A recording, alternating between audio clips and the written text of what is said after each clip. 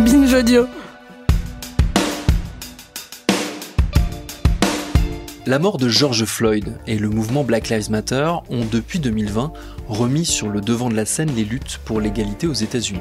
Elles ont rappelé surtout que les choses étaient loin d'être réglées. Pour les nouvelles générations, ça a également été l'occasion de renouer avec un passé un peu nébuleux. Celui des combats d'avant, de celles et ceux qui, des décennies plus tôt, dénonçaient déjà les inégalités et les violences. Parmi eux, les Black Panthers. Un groupe sulfureux, encore perçu très négativement.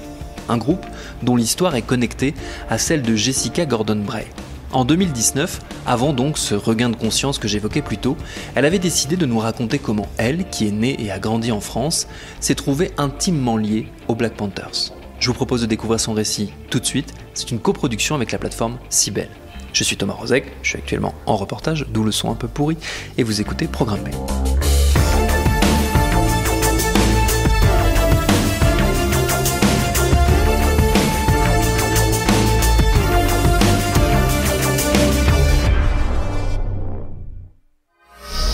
Création Sibel.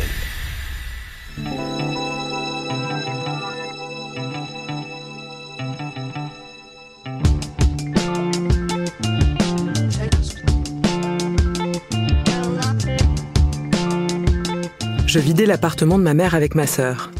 On trie, on met les souvenirs dans les cartons, on invite les copains pour finir les bouteilles de vin et on tombe sur les archives de mon père. Son cendrier, des crayons mâchouillés, des coupures de journaux scotchés sur des feuilles A4 soigneusement datées. Et on se met à lire. On trouve des articles de Libération, Le Matin ou encore Le Monde. Mon père, lui, écrivait pour l'Humanité Rouge sous le nom clandestin de Fabien. Ma sœur et moi, on rigole en pensant aux slogans qu'on chantait sans vraiment les comprendre avant même de savoir marcher. En fouillant, on a retrouvé cet article. 31 juillet 1972, un DC-8 qui fait la liaison Détroit-Miami est détourné destination Alger. Les détournements sont fréquents en ce moment, notamment des États-Unis vers Cuba, mais celui-ci a une signification particulière.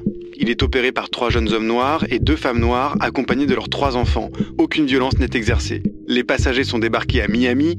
Certains d'entre eux ne cachent pas leur sympathie pour nos héros. $1 million sont embarqués qui devront être remis aux Black Panthers à Alger.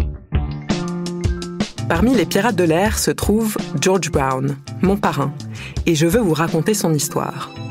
Mais d'abord, petit rappel sur les Black Panthers. En parlant autour de moi, je me rends compte qu'en France, on a souvent une image négative des Black Panthers.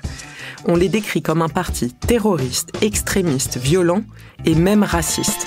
En fait, les Black Panthers, c'est un parti anticapitaliste, anti-impérialiste et anti-raciste. S'ils choisissent le symbole de la panthère, c'est parce que c'est un animal qui attaque seulement si elle n'a pas d'autre solution. Et en 1966, aux États-Unis, il n'y a plus d'autre solution.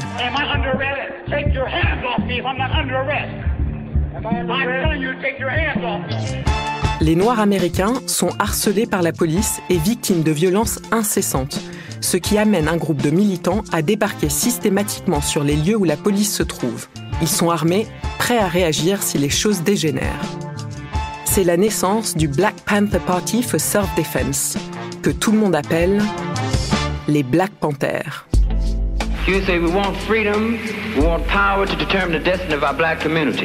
Leurs leaders, Bobby Seale, Huey Newton, Fred Hampton, Eldridge et Kathleen Cleaver, mettent en place des programmes d'aide aux populations les plus pauvres. Ils offrent des soins médicaux gratuits ou des petits déjeuners aux enfants avant l'école. Nous sommes donc en 1972. Les Black Panthers existent depuis déjà 6 ans. Nous sommes 3 ans après The Summer of Love. Please get out of the new one if you can't lend your hand, for the times they are a-changing. 1 an avant le retrait officiel des troupes américaines du Vietnam. Tonight I want to talk to you on a subject of deep concern to all Americans and to many people in all parts of the world. The war in Vietnam. Et les Jeux Olympiques de Munich auront lieu en septembre. Cette année-là, Le Parrain de Francis Ford Coppola sort au cinéma. What have I ever done to make you treat me so disrespectful? If you'd come to me in friendship, then the scum that ruined your daughter would be suffering this very day. Pour en revenir au mien, 2 parrains, Si je veux vous raconter son histoire, c'est parce que même si elle est ordinaire par bien des aspects pour un noir américain, elle est aussi unique. Parce que c'est celle d'un étranger recueilli en France par une ultra-gauche aujourd'hui disparue, celle d'un pirate de l'air, d'un activiste, d'un Black Panther. Ah oui, et avant que j'oublie, George se décrivait comme noir américain. Donc pour cette série, on a fait le choix de dire noir américain et pas afro-américain. On a aussi choisi de faire appel à Greg Germain, acteur, qui incarnera George dans les prochains épisodes.